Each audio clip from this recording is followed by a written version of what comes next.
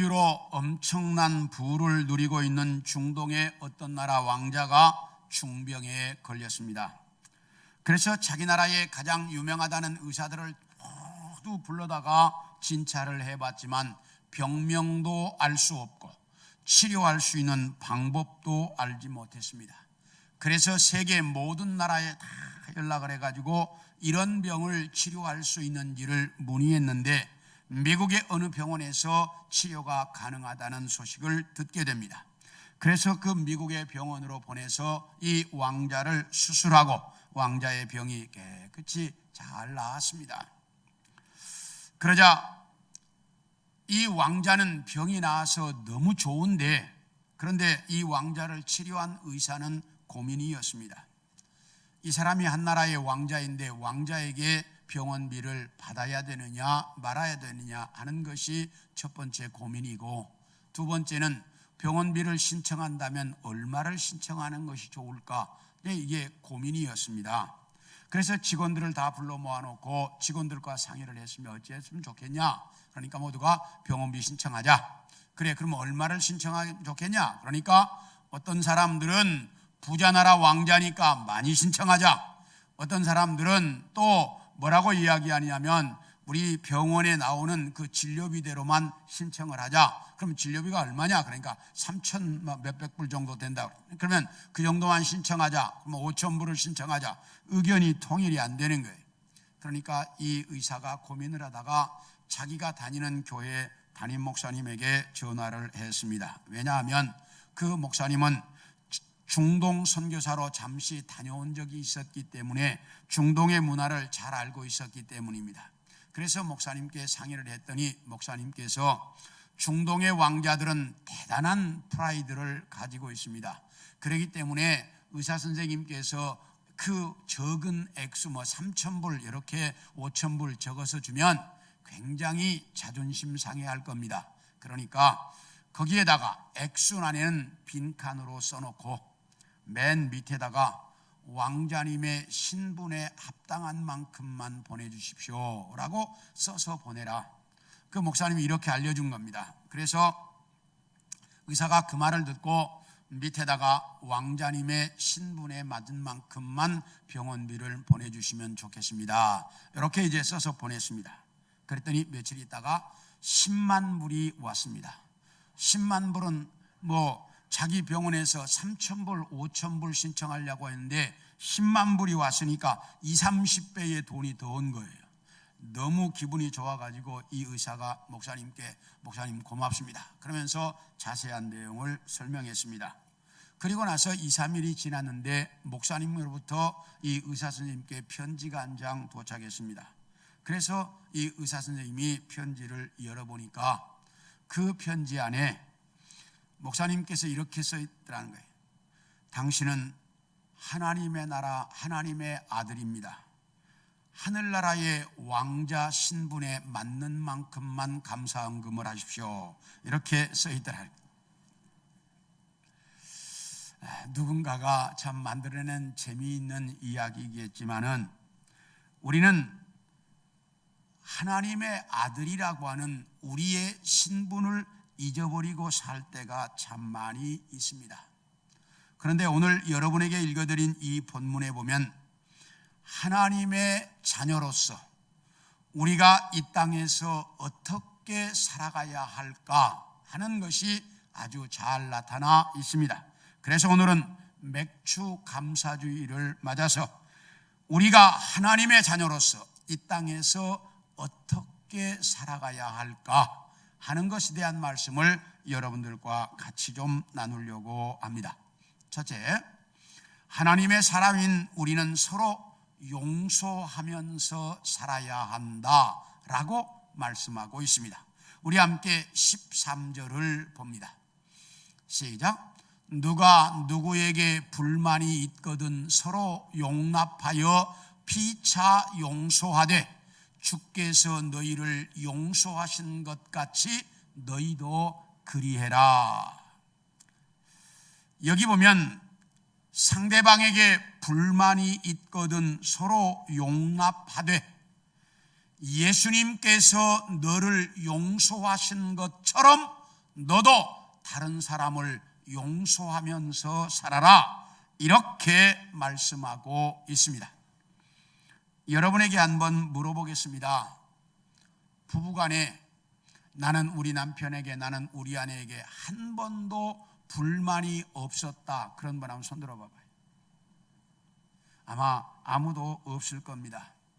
오래전에 TV에 이런 프로그램이 할아버지 할머니들이 나와서 할아버지가 설명하면 할머니가 맞추는 그런 프로그램이 있었는데, 할아버지가 그거 딱 보니까 천생연분이야.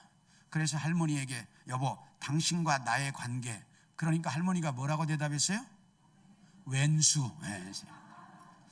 그러니까 이제 할아버지가 아니 그게 아니고 내자야, 내자. 그러니까 할머니가 뭐라고? 평생 왼수, 이렇게 대답을 했다.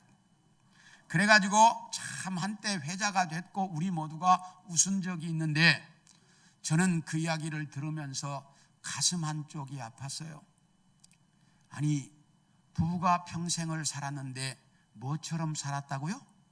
왼수처럼 살았다는 것이 참, 이게 우리의 현실은 아닌가. 그래서 참 가슴이 아픈 적이 있었는데, 부부간에도 이렇게 불만이 있고 부모와 자식 간에도 불만 없는 사람 아무도 없습니다. 친구 간에, 이웃 간에 불만 없이 살아가는 사람들은 거의가 없습니다. 세상의 모든 사람들은 대부분 다 불만을 가지고 삽니다. 그러면 이 세상에서 완전한 인간은 딱 한 사람이 있었는데 누구예요? 예수님. 인간은 다 완전하지 못하지만 예수님만이 완전한 인간, 완전한 신이었기 때문에 완전한 인간이었습니다.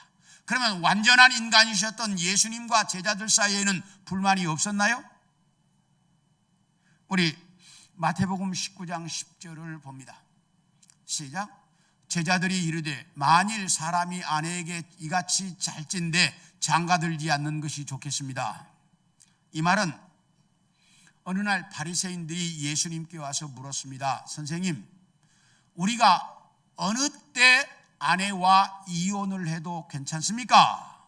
물었어요. 그러니까 예수님께서 하나님께서 남자와 여자를 창조하셨고 결혼이라고 하는 제도를 통해 두 사람이 한 몸이 되는 것이다. 그러니 한 몸이 된 사람은 나누지면 안 된다. 그래서 이혼을 딱 반대하셨습니다. 그러니까 바리새인들이 그러면 모세는 왜 이혼 증서를 써주고 이혼해도 된다고 율법에서 가르칩니까? 라고 물었어요. 그러니까 예수님께서 모세는 너희 인간들의 마음이 너무나 완악하기 때문에 어쩔 수 없이 그렇게 말했지만 결혼의 본래 의미는 나누어지지 않는 것이다. 그러므로 누구든지 음행한 이유 이외에 이혼하는 것은 간음하는 것이다 라고 주님께서 정확하게 설명을 하셨습니다. 그러니까 이 말을 듣는 제자들이 선생님, 그럴 것 같으면 장가 안 가는 것이 좋겠습니다. 이렇게 불만을 토로했습니다. 왜냐하면 그 당시는 남성 우월주의 사회였기 때문에 남자들이 부인이 마음에 안 들면 버릴 때가 자주 있었거든요. 그러니까 그걸 못하게 하니까 이 제자들이 불만인 거야. 그래서 불만을 토로했습니다. 그러나 예수님은 이런 걸 용납하지 않으셨습니다. 그래서 제자들은 불만이었습니다. 그런가 하면 예수님께서 무엇을 가르치실 때마다 비유로 가르쳤습니다. 그러니까 왜 비유로 가르치냐고 제자들이 불만이었습니다. 왜냐하면 자기들이 비유를 잘 이해 못하니까.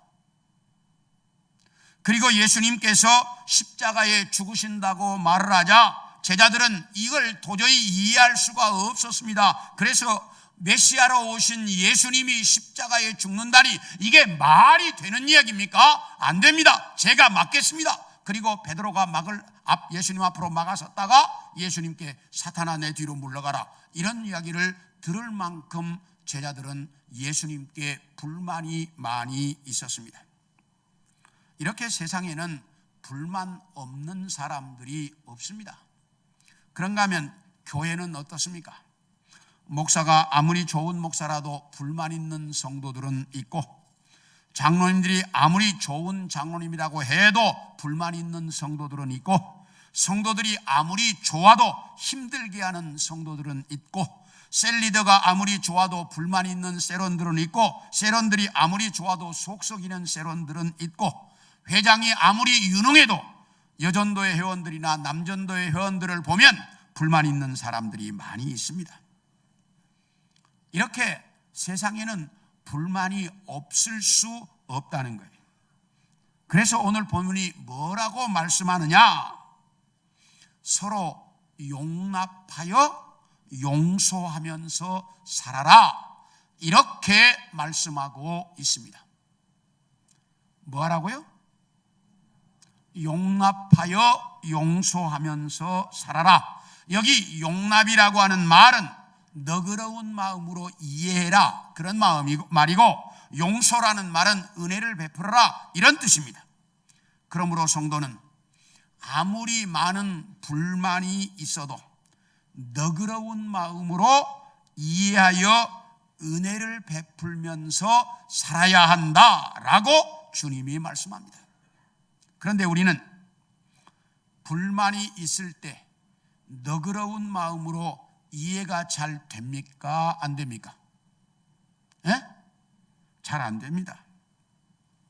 그래서 불만을 터뜨리고 반대를 하고 그러다 보면 다툼이 되고 싸움이 될 때가 많이 있습니다. 우리 사도행전 15장 38, 39절을 보겠습니다.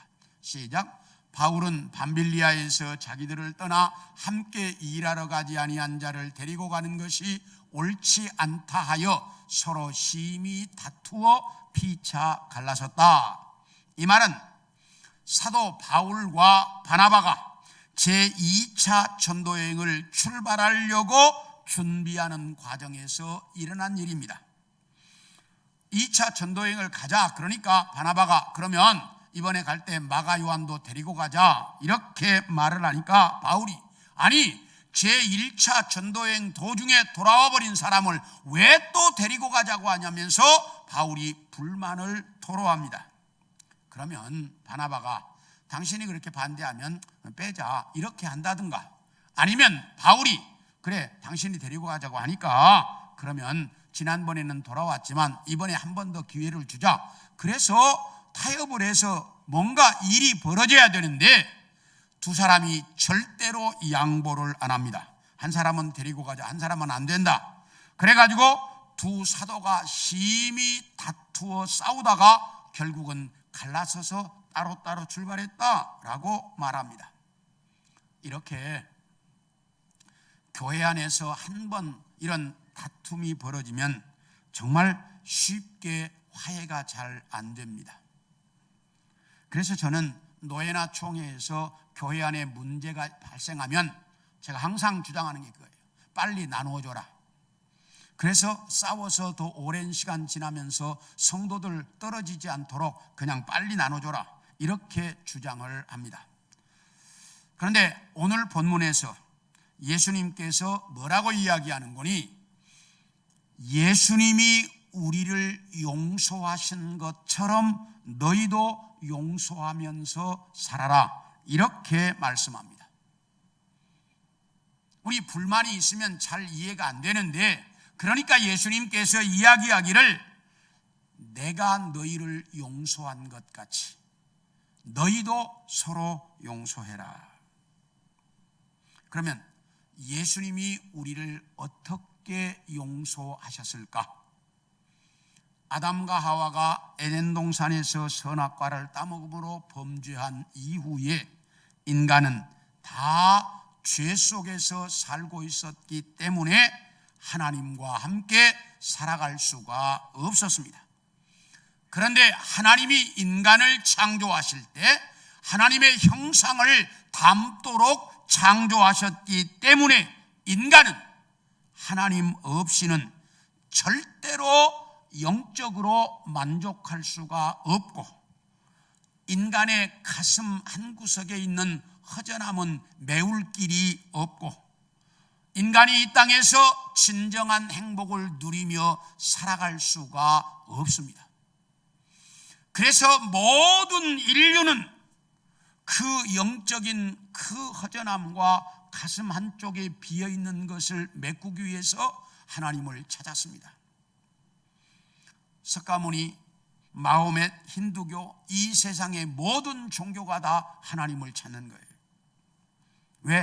하나님이 없으니까, 그걸 메울 길이 없으니까. 그런데 그런 어떤 방법으로도 하나님은 찾을 수가 없습니다. 왜냐하면 인간이 하나님을 찾지 못하는 이유가 죄 문제 때문이거든요. 그래서 이 죄 문제를 해결해야만 인간은 하나님을 찾을 수 있는데, 인간이 죄 문제를 해결하려고 하면 죄의 값이 죽음이에요. 그렇기 때문에 죽어야만 죄 문제를 해결해서 하나님을 찾을 수 있어요. 그런데 내가 죽어버리고 나면 하나님을 찾아 의미가 있어요, 없어요? 없어요. 내가 죽어야만 하나님을 찾는데 내가 죽어버리고 나면 무슨 의미가 있어? 그래서 하나님께서 자기 아들인 예수 그리스도를 이 땅에 보내서 우리 인간 대신 십자가에 죽이셨습니다. 그래서 인간의 죄값을 죽음으로 치르도록 만들어 주셨고, 예수님이 십자가에 죽어 내 죄값을 지불했다고 믿는 사람들은 죄 문제가 해결되어 하나님과 함께 살아갈 수 있도록 하나님이 만들어 놓으신 것입니다. 이렇게 우리는 예수 그리스도를 믿어 내 죄 문제를 해결하고 하나님과 함께 살아야만 내 가슴의 허전함도 메울 수 있고 영적인 만족도 얻을 수 있고 이 땅에서 진정한 행복을 누리며 살아갈 수 있습니다. 이렇게 예수님은 우리 대신 죽어서 우리를 용서해 주셨습니다. 다시 말하면 예수님은 목숨 바쳐 우리를 용서해 주셨다는 사실입니다. 예수님이 죽음으로 우리를 용서하신 것처럼 너희도 다른 사람들을 예수님을 본받아서 용서하며 살아라, 이렇게 가르치고 있다, 그 말입니다. 그런데 우리는 자존심, 명예, 돈 때문에 다른 사람을 용서하지를 못합니다. 이런 사소한 문제들 때문에 용서를 하지 못하고 다투고 싸우고 원수가 되어서 살아가고 있다, 그 말이. 그래서 예수님께서 이렇게 말씀하셨습니다. 100억 원의 빚을 탕감받은 자가 100만 원의 빚을 탕감해 주지 못하면 100억 원을 다 갚아야 하는 날이 온다.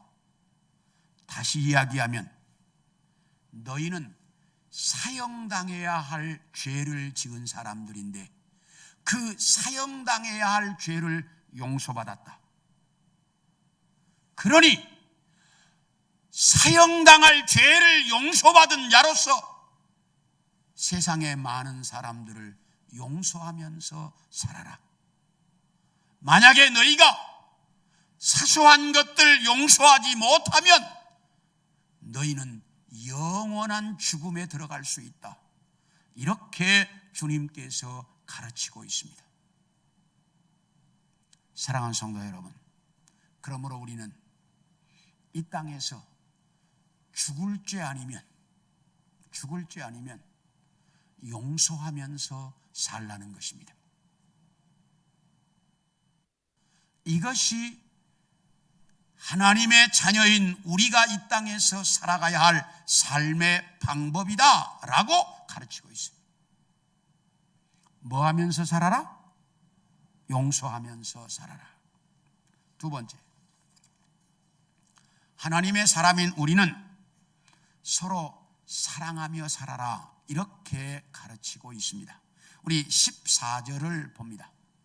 시작. 이 모든 것 위에 사랑을 더하라.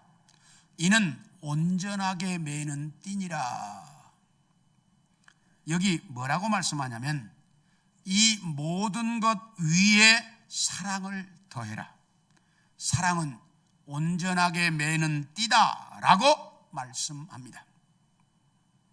여기서 사랑을 온전하게 매는 띠라고 말씀하는 이유는 우리가 다른 사람들을 용서하려고 하면 그 사람들을 사랑하는 마음이 없으면 진정한 용서가 안 된다는 거예요. 그래서 그 사람들을 사랑하는 마음이 있어야 진정한 용서가 된다. 그래서 사랑은 온전하게 매는 띠다라고 말씀합니다.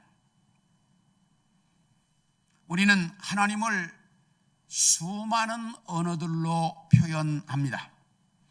하나님은 거룩하신 분이다. 하나님은 진리이다. 하나님은 오래 참으시는 분이다. 하나님은 긍휼하신 분이다. 하나님은 자비하신 분이다 등 수많은 언어들로 하나님을 말하는데 이 모든 언어는 어디에 뿌리를 두고 있습니까? 사랑에 뿌리를 두고 있습니다. 그래서 하나님을 사랑이다 라고 말씀하고 있고 그 하나님을 믿는 기독교를 사랑의 종교라고 말하는 것입니다. 그렇다면 왜 이렇게 우리는 하나님을 사랑이라고 말할까? 아담과 하와가 범죄해서 에덴 동산에서 쫓겨날 때에도 하나님은 그냥 쫓아내지 않고 가죽옷을 만들어서 그들에게 옷을 입힌 다음에 쫓아내셨습니다. 가인이 아벨을 죽여버리자 하나님은 셋을 통해서 아벨을 대신하도록 만들어 주셨습니다. 노아 시대 하나님의 아들과 사람의 딸들이 합쳐져서 온 세상이 사람의 딸들로 가져가다 하나님은 홍수로 이 세상의 모든 인간들을 다 쓸어버리셨는데 그때에도 노아의 가족을 통해서 이 세상에 다시 인간들이 가득하도록 만드셨습니다. 이렇게 노아의 후손들로 이 세상의 인구가 가득해지면 이 세상 사람들은 모두가 다 노아처럼 하나님을 잘 섬길 줄로 알았습니다. 그런데 바벨탑을 쌓아 또다시 하나님께 범죄했습니다. 그러자 하나님은 그때부터 아브라함을 선택하시고 선택한 사람들을 통해서 하나님의 사랑을 나타내셨는데 이렇게 하나님을 떠난 모든 사람들이 죄 속에서 하나님을 잃어버리고 소망 없이 살아가고 있자 이것을 그냥 두고 볼 수 없는 하나님께서 죄 속에서 소망 없이 살아가고 있는 인간들을 구원하시기 위해 자기의 하나밖에 없는 독생자 외아들 예수 그리스도를 이 땅에 보내 인간들을 대신하여 십자가에 죽도록 만드셨습니다. 그래서 인간들을 죄에서 구원하셨습니다. 이렇게 하나님은 우리를 사랑하셨고 지금도 사랑하고 계십니다. 그래서 우리는 하나님을 사랑이라고 말하는데 우리 죄 문제를 해결하기 위해서 대신 십자가에 죽어주셨던 예수님께서 우리에게 이렇게 말씀하고 있습니다. 요한복음 13장 34절을 보겠습니다. 시작. 새 계명을 너희에게 주노니 서로 사랑하라. 내가 너희를 사랑한 것 같이 너희도 서로 사랑해라.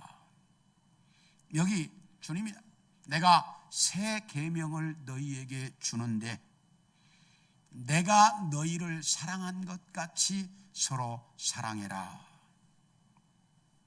그렇다면 하나님은 왜 이렇게 우리를 사랑하셨고 우리에게 사랑하며 살라고 가르치는 것일까?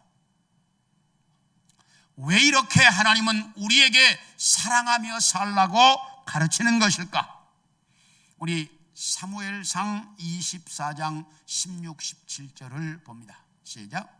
다윗이 사울에게 이같이 말하기를 마침에 사울이 이르되 내 아들 다윗아 이것이 네 목소리냐 하고 소리를 높여 울며 다윗에게 이르되 나는 너를 학대하되 너는 나를 선대하니 너는 나보다 의롭도다.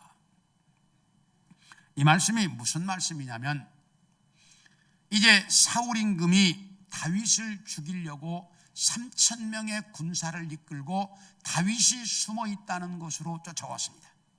오다가 보니 화장실이 가고 싶어서 동굴 속으로 볼일을 보러 들어갔는데 원수는 외나무 다리에서 만난다고 마침 그 동굴 속에 다윗과 함께하는 사람들이 다 숨어있는 동굴이었습니다. 다윗의 사람들이 다윗에게 말합니다. 다윗이여, 하나님이 당신에게 주신 절호의 기회다.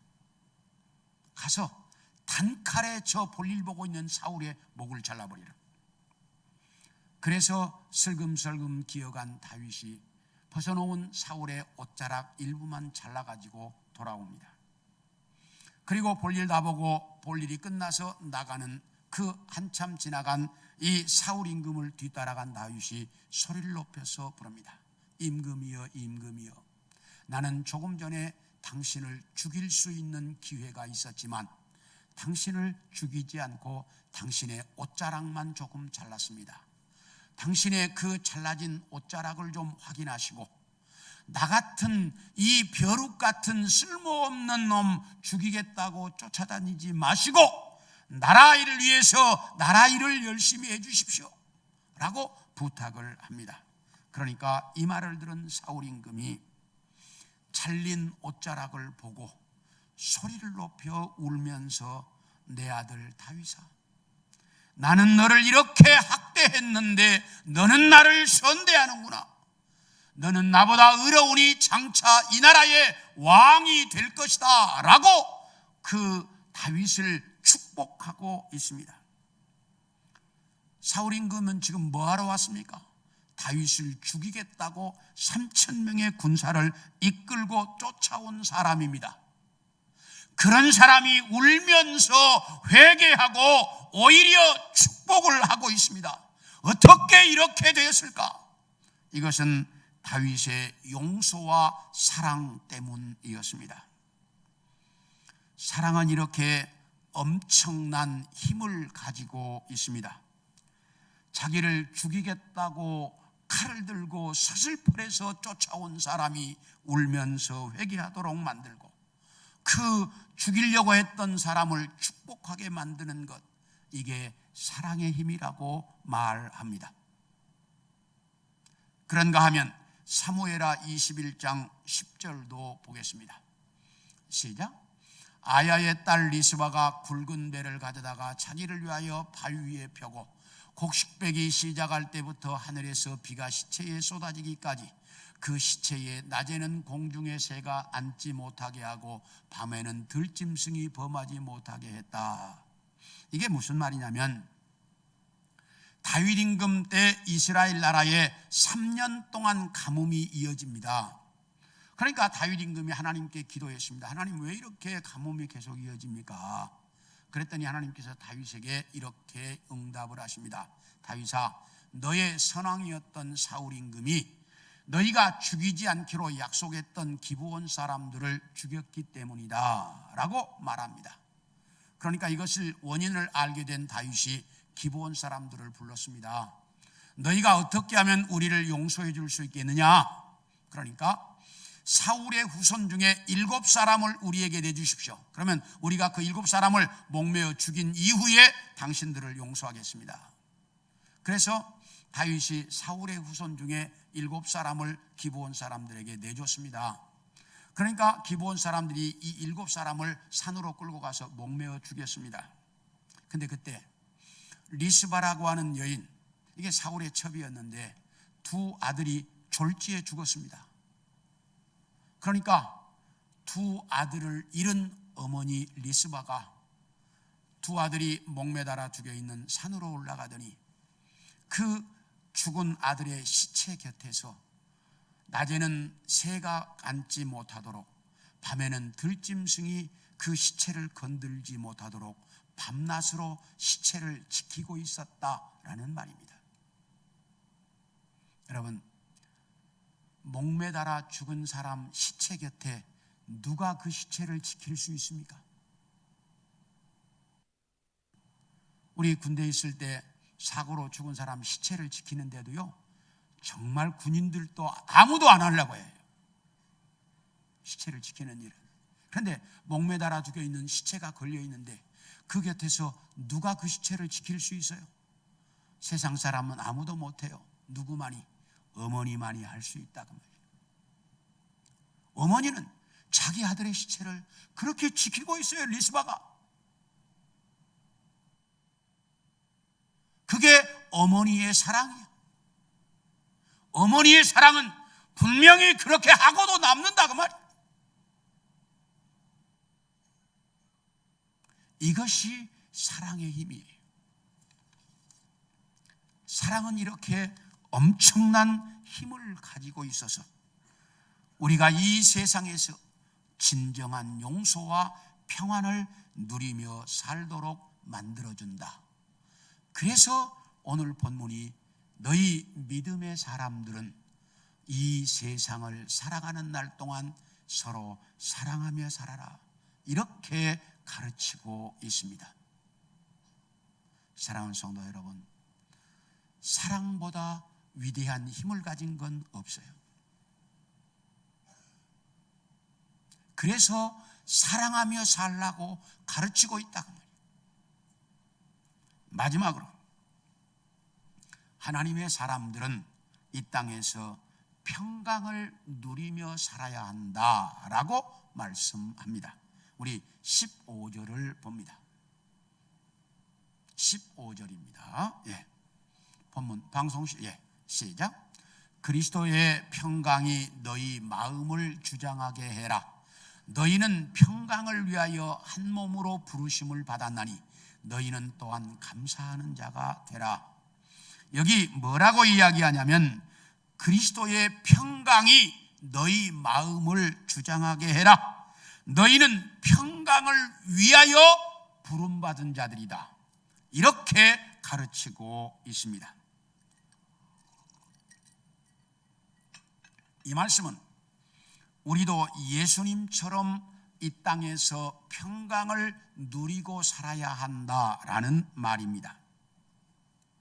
그렇다면 예수님의 평강은 도대체 어떤 평강일까? 우리 마가복음 4장 38절을 보겠습니다. 시작. 예수께서는 고물에서 베개를 메고 주무시더니 제자들이 깨우며 이르되 선생님이여 우리가 죽게 된 것을 돌보지 아니하시나이까? 이 말씀은 예수님께서 제자들과 함께 배를 타고 갈릴리 바다를 건너가고 있는데 갑자기 태풍이 돌풍이 불어오더니 파도가 치고 어마어마한 이 바람이 불어서 배가 이제 뒤집힐 것 같고 물이 들어와서 가라앉을 것 같은 상황이에요. 그러니까 제자들은 지금 배에 들어온 물을 퍼내고 돛을 내리고 생 난리가 났는데 예수님은 배 뒤편에서 이런 걸 아시는지 모르시는지 태평하게 주무시고 있습니다. 그러니까 제자들이 쫓아와서 선생님 도대체 이런 상황에 잠이 옵니까? 아니 이런 상황에 어떻게 그렇게 주무실 수가 있습니까? 그러면서 제자들이 예수님을 깨웠습니다. 그러니까 잠에서 깬 예수님께서 바람을 향해서 바람아 잠잠해라. 바람이 그쳤습니다. 파도를 향해서 파도야 잔잔해라. 파도가 잔잔해졌습니다.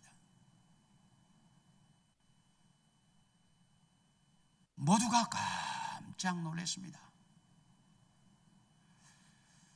저는 이 본문을 보면서 생각할 때마다 도대체 그렇게 바람이 불고 파도가 치는데 어떻게 배 뒤편에서 그렇게 태평하게 주무실 수가 있을까? 이것이 예수 그리스도가 지니고 사는 평강입니다. 평안입니다. 주님의 평안은 그렇게 불어대는 태풍과 그렇게 치는 파도 속에서도 가슴에 편안하게 누릴 수 있는 게 예수 그리스도의 평강이에요. 우리도 이런 예수 그리스도의 평강을 내 가슴에 소유하면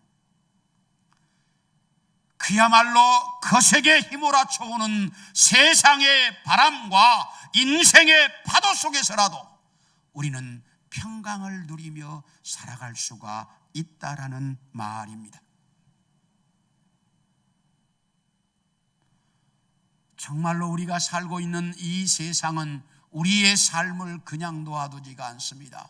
너무나 많은 그 수많은 바람과 수많은 파도가 우리 인생에 닥쳐오는데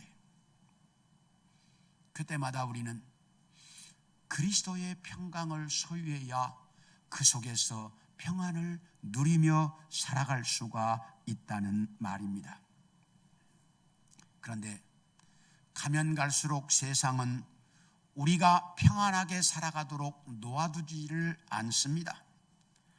사탄은 수많은 방법으로 우리의 삶을 깨뜨리려고 매일 우리를 불안과 초조 속에 살아가도록 만들고 있습니다. 직장에서는 다른 사람에게 밀리지는 않을까? 혹시 쫓겨나는 것은 아닐까? 사업은 성공할 수 있을까? 혹시 다른 사람에게 왕따 당하는 것은 아닌가? 혹시 내가 또 암에 걸리는 것은 아닌가?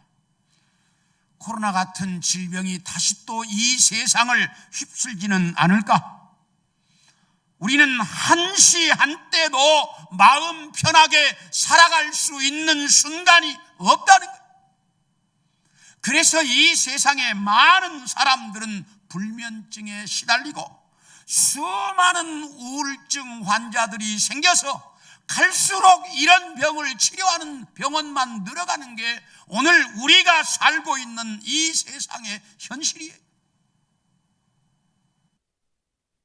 이런 세상에 살고 있는 우리를 향해서 오늘 본문은 너희는 그런 세상 속에 살고 있지만 평강을 누리며 살라고 내가 너희를 불렀다, 이렇게 딱 말씀하고 있다 그 말이에요.